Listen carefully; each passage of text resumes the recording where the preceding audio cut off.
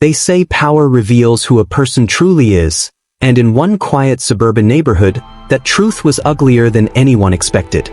For months, the HOA board president ruled her community like a queen, enforcing petty rules, collecting fines, and humiliating anyone who dared to question her authority. But one resident, quiet and overlooked, had been watching closely. When the board member's arrogance went too far, publicly shaming a neighbor for something she herself was guilty of, it set off a chain of events no one could have predicted. By the time the truth finally came out, it didn't just ruin her reputation, it destroyed the very image she had built her life upon. In the heart of a picture-perfect American suburb stood a cul-de-sac that could have been plucked straight from a real estate brochure. Freshly painted fences, uniform mailboxes, and lawns trimmed with military precision. Every hedge was sculpted to regulation height, every driveway spotless, and every resident smiled on cue. It was the kind of neighborhood where appearances meant everything and privacy was often mistaken for suspicion. Among the homeowners was Evelyn Grant, a woman who had lived in her tidy two-story house for nearly 15 years. Evelyn wasn't flashy or confrontational. She worked remotely as a graphic designer, preferred quiet evenings, and took pride in her modest garden filled with native plants and bird feeders. Her world revolved around order, comfort, and the small joys of daily life. Fresh coffee at sunrise, pruning her shrubs in the afternoon, and waving politely to neighbors she barely knew. Evelyn loved her community, or at least she thought she did. For years, she had believed the HOA existed to keep things pleasant and peaceful. She'd never had reason to question the rules or the people enforcing them. That is, until the leadership changed hands. The new HOA board president, Patricia Mallory, was everything Evelyn wasn't: loud, self-assured, and obsessed with control. A retired realtor with a sharp tongue and sharper heels, Patricia carried herself like she owned the street. She had recently moved into the neighborhood but acted as though she'd built it herself. From the moment she became board president, things started to shift. The first signs were small. Notices about approved paint palettes and mandatory lawn uniformity began appearing in mailboxes. Friendly reminders soon turned into fines. Longtime residents who used to plant colorful flowers were now replacing them with uniform greenery to avoid penalties. Patricia called it protecting property values. Evelyn called it suffocating. At first, Evelyn tried to stay out of it. She believed that as long as she followed the rules, she had nothing to fear. Her yard was tidy, her home well-maintained, and she paid her dues on time. She assumed the tension she felt from others was just exaggerated gossip. But gossip in this neighborhood had a way of becoming warning signs. It was a warm afternoon when the first letter arrived. A thin white envelope slipped between junk mail and a utility bill. Inside was a neatly printed notice: violation, non-compliant landscaping. Remove all unapproved vegetation within 10 days or face monetary penalties. Evelyn read the letter twice. She looked out her window at the garden she'd spent years cultivating: wildflowers, native grasses, and a small water feature that drew songbirds each morning. There was nothing unsightly about it. But in the eyes of Patricia's HOA, it wasn't uniform enough. Evelyn thought it must be a mistake. She emailed the HOA, politely explaining that her garden met environmental guidelines and required less water than the manicured lawns around her. The response came swiftly, signed by Patricia herself. Sustainability is commendable, but community standards take precedence. The tone was curt, almost smug. Within a week, Evelyn's once friendly neighbors had begun to keep their distance. Conversations stopped when she approached. Lawn service trucks appeared at houses that had never used them before, as if the entire street was quietly realigning itself under Patricia's unspoken command. Soon after, Evelyn noticed something odd. Patricia's white SUV was parked near her home almost daily, sometimes idling as if observing something. At first, Evelyn dismissed it as a coincidence, but then came the second letter. This time, the violation list included decorative bird feeders, improper mulch coloration, and visible hose storage. Each one was absurdly specific. Evelyn laughed at first. Then she realized it wasn't funny. Someone was deliberately watching her property and documenting every minor detail. That night, she couldn't sleep. The hum of her refrigerator and the chirping crickets outside felt louder than usual. She sat by her window, watching the empty street under the glow of streetlights, wondering what she'd done to deserve this scrutiny. Weeks passed, and Patricia's control grew stronger. HOA meetings turned into lectures. Residents nodded along to her speeches about preserving neighborhood integrity, too afraid to object. Those who complained privately found themselves receiving mysterious violation notices soon after. Patricia had turned the HOA into her personal kingdom, ruling through fear and intimidation disguised as professionalism. Evelyn tried to push back quietly, submitting photos and letters of compliance, hoping logic would prevail. But each time she did, Patricia found something new to criticize. A crack in the sidewalk. A non-regulation mailbox ornament. Even a seasonal wreath that wasn't on the approved decor list. It became clear that this wasn't about community standards anymore. It was personal. What Patricia didn't realize was that Evelyn, beneath her calm demeanor, had a quiet persistence that bordered on steel. She didn't like confrontation, but she hated unfairness even more. And she had begun documenting everything, every letter, every visit, every offhand comment made during meetings.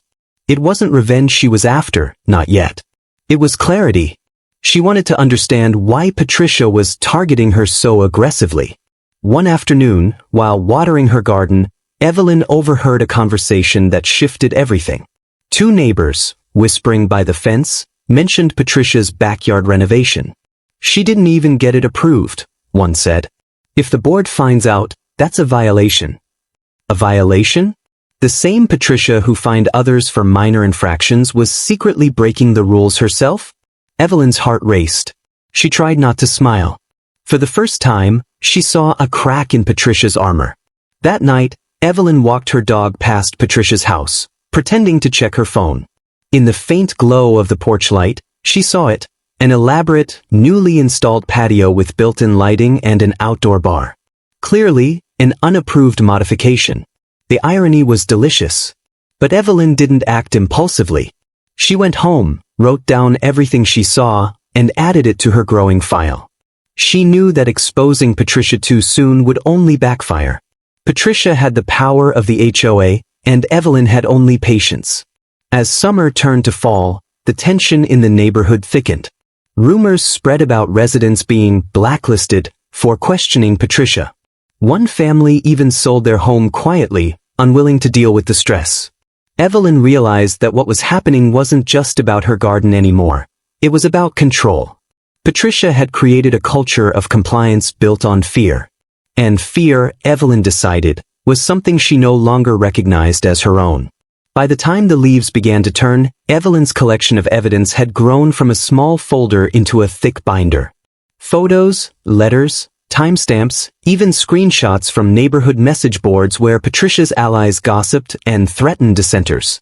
Evelyn didn't know it yet, but that binder would soon become the spark that set everything ablaze. Her peaceful life was gone. In its place was something sharper, resolve. And as Patricia continued her relentless campaign of control, Evelyn quietly prepared to expose her in the most humiliating way imaginable. Because in neighborhoods like theirs, appearances were everything, and Evelyn was about to show the world what really hid behind the perfectly painted fences. The slow decay of peace in the neighborhood was almost invisible at first, like a hairline crack beneath the paint of a perfect wall. But as the months went by, that crack deepened until the entire facade began to tremble.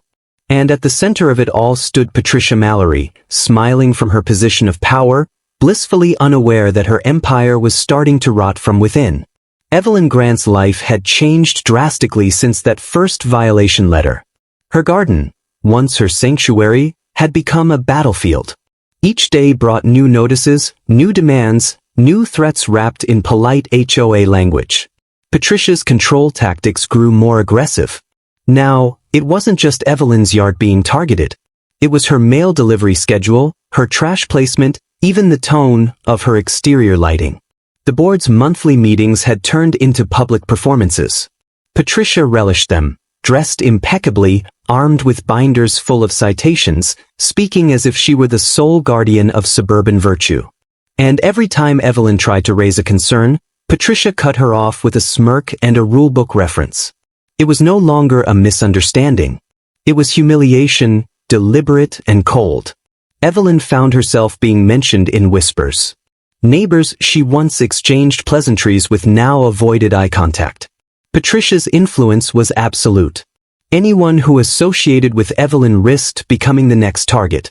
Slowly, the street turned into a silent stage where everyone pretended everything was fine, even as resentment simmered just beneath the surface. But Evelyn wasn't idle.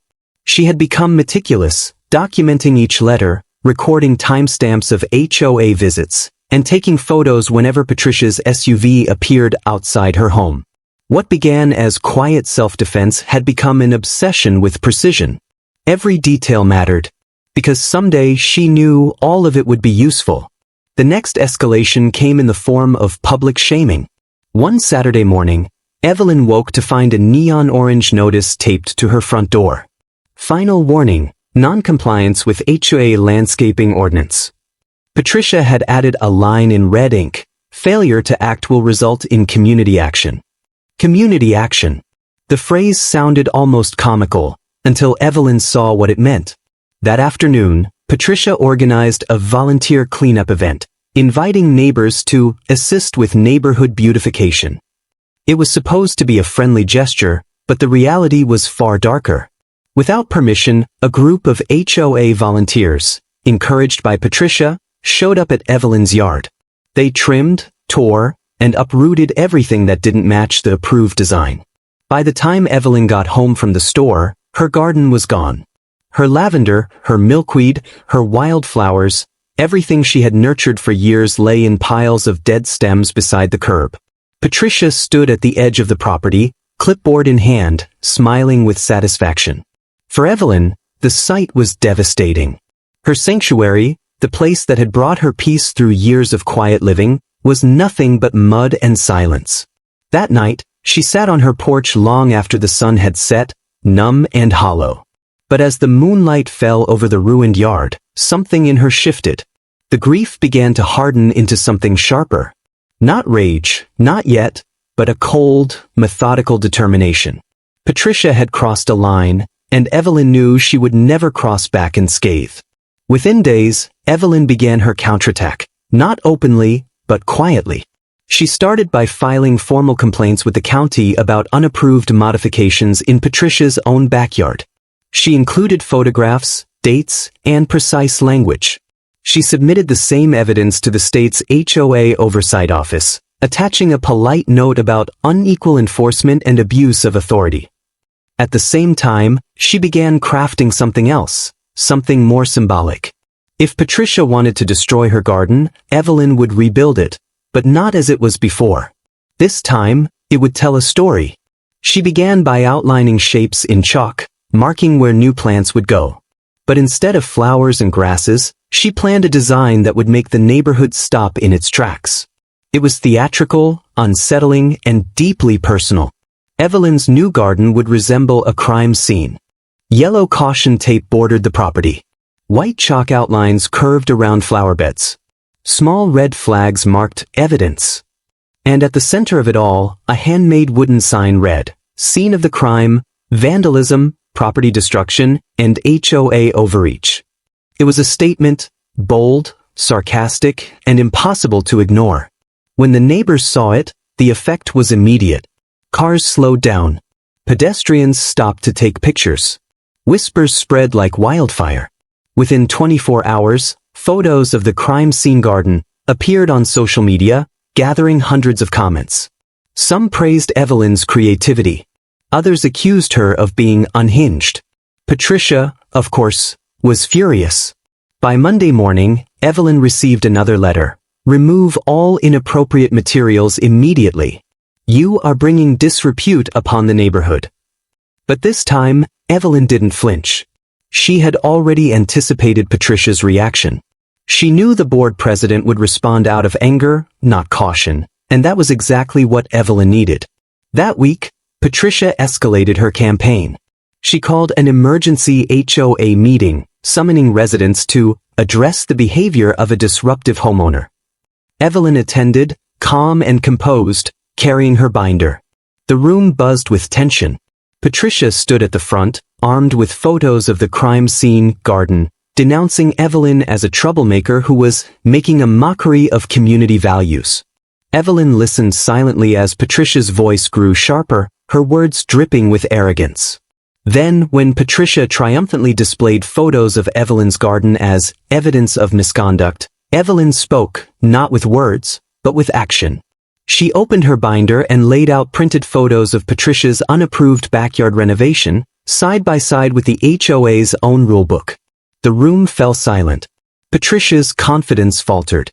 Her cheeks flushed red as Evelyn calmly slid across a stack of official forms, copies of the complaints she had filed with county inspectors, complete with reference numbers. For the first time, Patricia seemed lost for words. The board members exchanged uneasy glances. Some looked down. Others avoided eye contact entirely.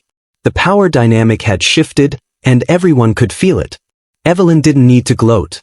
She simply gathered her papers, nodded politely, and walked out of the room. By the following week, the first cracks appeared in Patricia's leadership. An anonymous source leaked information about the unapproved construction in her backyard. Photos began circulating online, contrasting Patricia's luxury patio with the strict enforcement she'd imposed on others. Comments poured in, calling out her hypocrisy. The HOA board scrambled to contain the fallout, but it was too late. Local gossip sites picked up the story. HOA president exposed for breaking her own rules. One headline read, "For Patricia, it was humiliation on a scale she couldn't control." She tried to retaliate by sending Evelyn yet another violation notice, this time claiming the caution tape was threatening. But by now, Evelyn had allies. Residents who had once stayed silent began to speak up, emboldened by her defiance. They attended meetings, questioned fines, and demanded transparency. Patricia's grip on the community was slipping. Meanwhile, Evelyn continued refining her crime scene garden. She replaced the caution tape with flowering vines and wooden posts painted with tongue-in-cheek labels like Exhibit A, Integrity Lost, and Exhibit B, Abuse of Power. Her creativity drew visitors from neighboring communities. Some came to take pictures, others came to thank her quietly. The irony was delicious. Patricia's attempt to destroy Evelyn's individuality had made her the most talked-about resident in the entire county. But Patricia wasn't done yet. The humiliation had turned her vindictive. She began sending anonymous complaint letters to the local zoning office, alleging that Evelyn's display was offensive and psychologically damaging to neighborhood morale. Evelyn, of course, saw through it immediately. The phrasing was too familiar, the tone too sharp. Still, Evelyn didn't react. She let the paper trail grow. Every new letter, every petty act, every desperate attempt at control, it all added to the mountain of evidence against Patricia. Weeks later, Evelyn received an unexpected call from a local journalist investigating HOA corruption. Someone had tipped them off about her story. At first, she hesitated, part of her still clung to privacy, but then she realized something. This wasn't just her fight anymore. It was about everyone who had been silenced or bullied by people like Patricia. When the story broke, it hit hard. The journalist published a detailed piece exposing Patricia's hypocrisy and the toxic environment she had created. Quotes from anonymous residents painted a picture of fear and control, while official records confirmed that Patricia had used HOA funds for personal landscaping expenses. Within days, the HOA board called an emergency election.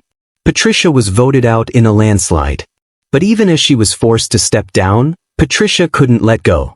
She drove past Evelyn's house often, glaring from her SUV. Sometimes she'd stop and stare at the garden as if daring Evelyn to remove it. Evelyn never did. She tended it proudly, each plant a symbol of defiance and justice. Yet beneath her quiet satisfaction, Evelyn knew the story wasn't over.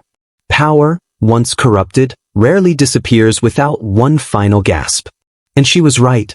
A week after Patricia's removal, Evelyn found something strange in her mailbox. A handwritten letter, unsigned, with a single line, "Enjoy your victory while it lasts." It wasn't threatening enough to report, but it carried a chill. Someone still loyal to Patricia, perhaps. Or Patricia herself, refusing to fade quietly into irrelevance. Evelyn placed the letter in her binder, alongside all the others. It didn't frighten her, it only reminded her of how far she'd come. Her garden had begun to bloom again. Wildflowers sprouted where the caution tape once fluttered. Butterflies returned. The neighborhood, too, seemed to thaw. People smiled again. Kids played on the sidewalks. The fear was lifting. But Evelyn never forgot what it had taken to get here. The manipulation, the humiliation, the pettiness of power abused. She had turned pain into a statement, and that statement had become her victory. Patricia's downfall had begun with arrogance. Evelyn's triumph had come through patience. And as the sun dipped behind the houses one quiet evening, Evelyn stood in her yard, surrounded by color and life, and smiled, not out of vengeance, but out of peace finally reclaimed. She knew she had exposed something far bigger than a single corrupt HOA leader. She had exposed how easily control can corrupt, how fear can silence good people, and how one act of defiance, even as small as a garden reborn, can inspire an entire community to stand up again. The first real crack in Patricia Mallory's perfect facade didn't come from Evelyn's garden or the county complaint. It came from Patricia herself. Like most people drunk on authority, she couldn't resist the spotlight. After being voted out of the HOA presidency, Patricia tried to save her image with one final act of control, a public meeting she called the Restoration of Order. Flyers appeared overnight, taped to mailboxes and slid into door frames. Patricia announced she would set the record straight about the misinformation campaign, tarnishing her good name. She rented the local community hall, decorated it with banners reading unity, respect, order, and invited every resident to attend. It was meant to be her grand redemption, a spectacle of authority reclaimed. For Evelyn, it was the opportunity she had been waiting for. By now, her quiet resistance had grown into something undeniable. The crime scene garden had become a local legend, featured on social media pages and community blogs. Strangers drove by just to see it. The story of an ordinary homeowner standing up to a corrupt HOA leader resonated deeply with people who had suffered their own small injustices. Evelyn had received messages from other neighborhoods, thanking her for inspiring them to push back. But Evelyn wasn't interested in fame. She wanted accountability, and Patricia's meeting would give her exactly that. On the day of the event, the hall filled quickly. Rows of folding chairs lined the floor, neighbors whispering in clusters, uncertain what to expect. At the front stood Patricia, perfectly composed in a crisp cream suit, microphone in hand, smiling as if she still held power. Behind her, a projector displayed slides of pristine lawns, community awards, and photos from happier days, her attempt to remind everyone of her achievements. When the murmurs quieted, Patricia began her speech. Her voice carried the same confidence it always had, but this time it trembled faintly beneath the surface. She spoke of loyalty, tradition, and the dangers of individual rebellion. She accused certain residents of spreading lies, damaging reputations, and undermining the community she had worked tirelessly to protect. Everyone knew she was talking about Evelyn, but Evelyn didn't flinch. She sat in the third row, her binder resting on her lap, watching Patricia with an expression of calm detachment. Around her, others shifted uneasily. Some nodded at Patricia's words, still fearful or conflicted. Others looked down, ashamed to have followed her for so long. Patricia mistook their silence for support. Her tone grew sharper, her words more self-righteous. She presented herself as the victim of a smear campaign, her voice swelling with emotion. She even shed a carefully timed tear, letting it linger long enough to draw sympathetic murmurs from a few loyalists. Then she made her fatal mistake. She claimed that she had never violated HOA bylaws, that every project she undertook had been properly approved, documented, and funded through legitimate channels. It was a bold lie, and the moment Evelyn had prepared for. Without standing, Evelyn reached into her binder and handed a small flash drive to a young man sitting in the front row, the same journalist who had first covered her story weeks earlier. He nodded silently, plugged it into the projector's laptop, and with a single click, the entire room changed. The slides behind Patricia vanished, replaced by a series of photos Evelyn had meticulously collected, high-resolution images of Patricia's backyard patio, timestamps, and official HOA regulations displayed side by side. Next came documents, emails from Patricia's personal address to contractors, instructing them to ignore formal approval and bill the association directly. Gasps rippled through the crowd. Patricia froze. Her hands trembled slightly as she turned to look at the screen. Her face drained of color, then flushed crimson. Evelyn didn't speak. She didn't need to. The images said everything. The dates, the signatures, the evidence. It was irrefutable. The very woman who had fined residents for the wrong shade of mulch had secretly used HOA funds for her private luxury project. The journalist clicked again. A short video clip began to play, security footage from a neighbor's door camera. It showed Patricia supervising workers at her home, hauling equipment and materials late at night, clearly aware she was violating her own rules. The murmurs turned into outrage. People stood up, pointing, whispering, filming with their phones. Patricia stammered, trying to regain control, but her voice broke under the weight of the crowd's disbelief. Then came the final blow. The journalist displayed one last slide, a scanned letter, written and signed by Patricia herself, addressed to the county zoning office. It was a false complaint she had submitted against Evelyn weeks earlier, using the HOA's official letterhead to disguise it as a legitimate report. The letter was traced directly back to Patricia's personal printer. The audience erupted. What had started as an attempt to restore her reputation had turned into her complete public unmasking. Patricia tried to shout over the noise, insisting the documents were forged, but no one listened. The board members, sitting in the front row, looked mortified. One of them stood and publicly announced that an emergency meeting would be called to formally remove Patricia from all HOA involvement, permanently. Another neighbor suggested pressing criminal charges for financial misconduct. Patricia's composure was shattered. Her carefully constructed image, elegance, authority, superiority, crumbled in front of everyone. She shouted accusations, pointed at Evelyn, demanded silence, but her voice was drowned out by the swell of anger and disbelief. For the first time, the power she had wielded so effortlessly turned against her. And Evelyn? She simply watched. She didn't smile, didn't gloat, didn't speak. Her silence was more powerful than any words could have been. Every injustice, every sleepless night, every cruel letter, all of it culminated in this one moment of quiet reckoning.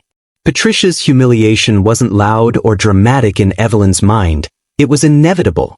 Within hours, Patricia's downfall spread beyond the hall.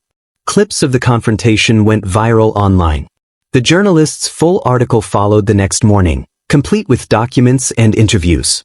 The headline was brutal and succinct: HOA president exposed for hypocrisy and fraud, brought down by the homeowner she targeted. The comments were relentless. Strangers called her everything from tyrant to suburban dictator.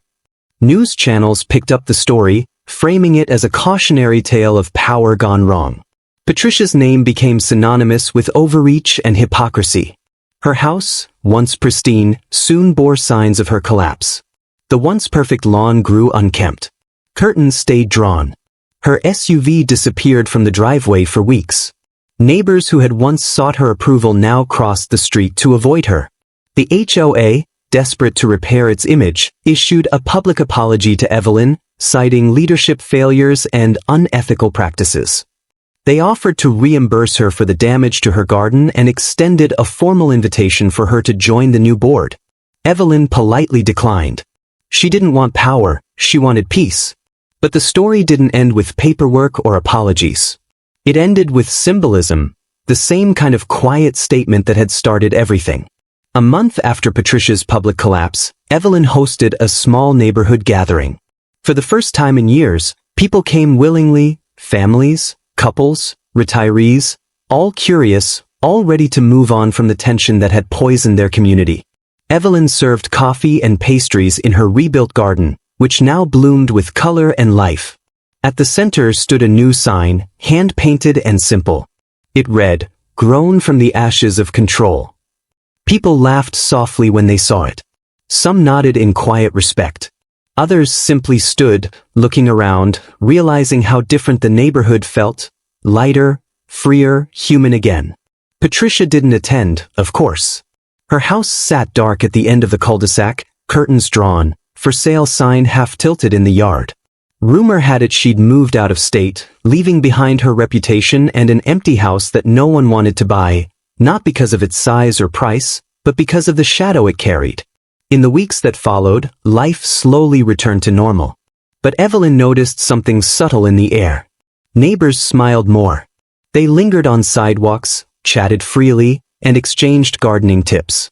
The fences between them, both literal and emotional, seemed lower. Evelyn's garden became more than just a patch of flowers. It became a landmark of quiet rebellion, a story told over backyard barbecues and local message boards. It was living proof that power, no matter how oppressive, can crumble when confronted by truth and patience. And yet, even in her victory, Evelyn never lost her sense of humility. She still woke early to water her plants, still brewed her morning coffee the same way, still waved at every passing neighbor. Her life hadn't changed much on the surface, but deep down, she knew she'd reclaimed something precious. Justice, perhaps. Or maybe just peace. One evening, as she sat beneath the soft glow of her garden lights, Evelyn reflected on how everything had unfolded. She thought about Patricia, how easily arrogance had consumed her, how desperately she had clung to control until it destroyed her. Evelyn didn't hate her anymore. Pity maybe, but not hate. Because in the end, Patricia had built her own downfall. Evelyn had simply held up the mirror. As the crickets sang and the evening breeze rustled through the flowers, Evelyn looked around her garden, the same space once reduced to rubble, and felt something she hadn't felt in years, complete, unshakable peace. It was over. Or at least this chapter was. The neighborhood never went back to the way it was before Patricia Mallory's reign, but maybe that was the point. Some scars are meant to stay, not as reminders of pain, but as proof of resilience. In the months that followed her public downfall, the once controlled, fearful cul-de-sac transformed into something raw, human, and real. For the first time in years, the residents could breathe. The HOA, stripped of its dictator and forced to confront its complicity, began to rebuild from the inside out. The new leadership was cautious, transparent, and humble. Meetings were open-door affairs now, no more closed sessions, no more whispered votes. Financial records were made public, and decisions were debated openly. It was slower, messier, but far more honest. And though Evelyn Grant had been asked repeatedly to join the new board, she always declined. Her days of fighting paperwork battles were over. She had no desire to hold a clipboard or wear authority like a weapon. Her victory had already come, not through control, but through truth. Her garden had fully bloomed again by spring. Gone were the remnants of caution tape and evidence markers. In their place, wildflowers spread in a patchwork of color, lavender, coneflowers, daisies, and milkweed swaying gently in the breeze. Bees hummed. Birds returned. The air smelled of growth, not regulation. The crime scene had become a sanctuary again. Neighbors visited often now, some out of friendship, others still curious about the story that had turned their sleepy suburb into a viral headline. They brought coffee, stories, and sometimes apologies. Many had been silent during Patricia's rule, too afraid to speak up. Evelyn never blamed them. She understood that fear, how it crept in slowly, convincing people that compliance was safety. But something beautiful had emerged from that fear, unity. A retired teacher down the street started a community garden. A young couple repainted their house bright yellow, defying the old, neutral tones rule that had once been gospel. Children drew chalk art on sidewalks again, unbothered by potential surface violations. Laughter returned to the neighborhood. It was imperfect, alive, and better than perfect ever was. Evelyn's story spread far beyond the cul-de-sac. The local newspaper followed up months later, calling her the woman who turned HOA power into poetry. Community advocates used her case as an example in seminars about homeowner rights. Her garden became something of a pilgrimage site for people who'd suffered under unreasonable associations. She never sought that attention, but she welcomed the conversations it started. Every visitor brought their own story: a neighbor fined for painting their fence the wrong shade of white, a widow penalized for keeping a memorial bench in her yard, a family forced to remove a swing set because it disrupted visual harmony. Their pain echoed her own, each tale another verse in a growing chorus of defiance against small-minded tyranny.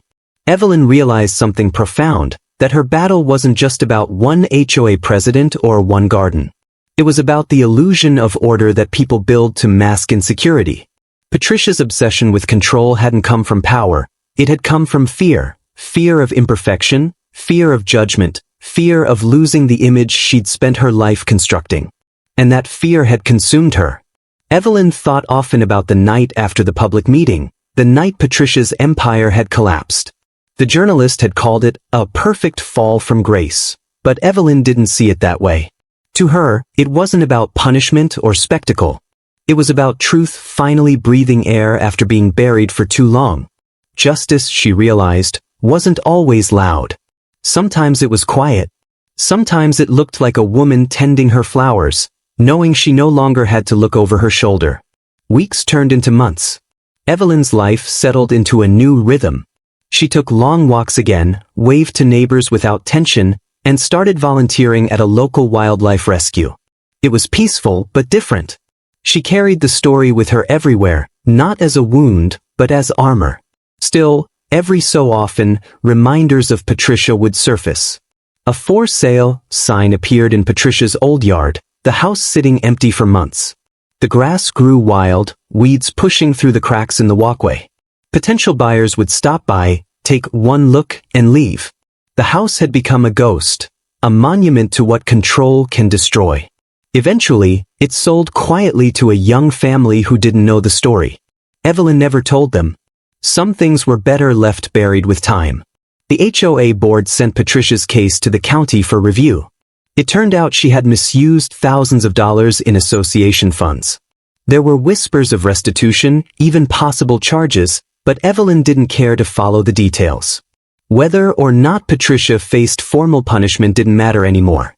The real justice had already happened, when her power was stripped away and the community she'd manipulated found its voice again. Sometimes, when Evelyn walked by Patricia's old house at dusk, she imagined the woman sitting inside, surrounded by silence. Perhaps she had realized by now that her downfall hadn't come from Evelyn's garden, or the journalist, or the board. It had come from her own arrogance. Maybe that was punishment enough. One quiet evening in late summer, Evelyn sat in her backyard with a cup of tea. The fireflies flickered softly around her. Her garden glowed golden under the string lights she'd hung after dark, a soft, forgiving kind of beauty. As she looked around, she thought of everything that had changed. The fear, the defiance, the reckoning. For the first time in a long while, she felt gratitude, not for what she'd endured, but for what it had revealed. She understood now that people like Patricia didn't just exist in HOAs. They existed everywhere, at work, in families, in communities. People who mistake authority for virtue, who believe control is the same as leadership. People who hide behind rules because they fear vulnerability. Evelyn had seen that kind of power crumble before, and she knew it always would. Because eventually, truth finds light, and control, no matter how rigid, always cracks under the weight of its own hypocrisy. She took a deep breath, feeling the cool night air against her skin.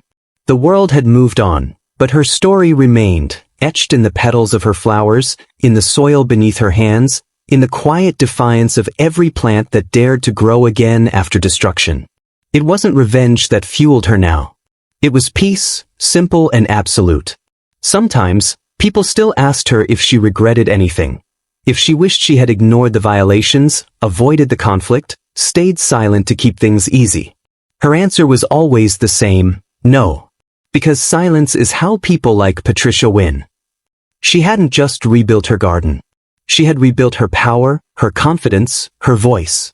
And that voice, once quiet, almost invisible, had sparked change far beyond what she'd imagined. Months later, a documentary filmmaker reached out, wanting to feature her story in a series about ordinary heroes. Evelyn declined the camera crew but agreed to an interview by phone. When asked what lesson she wanted others to take from her experience, she paused for a long moment before answering. People think injustice only happens in big ways, in courtrooms, in politics, in headlines. But sometimes, it happens right outside your window, under the mask of civility. It's in the small abuses we're told to ignore, the little humiliations we convince ourselves aren't worth fighting over. But that's where it starts. And if you don't speak up, it never stops. Her voice was calm, but each word carried weight. The interviewer later told her that those lines became the most quoted part of the episode. Evelyn didn't think much of it at first, but when she saw comments from viewers around the world, people describing their own experiences with small-scale tyranny, from condo boards to office politics, she realized her story had touched something universal. Power, after all, is rarely about rules. It's about control. And control, unchecked, always finds its way into the hands of those least equipped to use it responsibly. By the end of the year, the HOA had a new slogan: Community before control. It was printed on newsletters, flyers, and even small signs at the neighborhood entrance. Evelyn smiled every time she saw it. The same organization that once destroyed her garden was now quoting her philosophy, even if they didn't realize it. In a way, it was poetic justice, the quiet kind that lingers, not burns. On the first anniversary of the crime scene garden, neighbors surprised Evelyn with a small plaque placed discreetly near her birdbath. In honor of Evelyn Grant, for reminding us that peace is not obedience, and beauty is not uniform. Evelyn cried when she read it, not out of sadness, but out of release. It felt like the final chapter closing, the last stone placed on a foundation she had rebuilt herself. As the sun set that evening, she walked through her garden slowly, her fingers brushing over the blossoms that had once been torn from the ground. Each flower stood like a survivor, proud and unbending. She thought about how destruction had given birth to creation, how pain had turned to purpose. The garden had once been her escape. Now it was her legacy. She turned toward her house, the soft glow of the porch light framing her silhouette. Behind her, the garden swayed gently in the night breeze, whispering the same truth she had come to live by. The power without compassion is rot, that control without empathy is poison, and that sometimes, the smallest rebellion can rewrite an entire community. Evelyn didn't need revenge. She had something far better, peace built on truth. As the crickets sang and the wind rustled through the leaves, she smiled and whispered to herself the words that had carried her through the darkest days. You can tear down the garden, but you can't stop what grows after. And for the first time in a long, long time, she truly believed it. This was today's secret. Every shed hides a secret, but remember, the shed never stays quiet for long. Until next time, Secret Shed Stories.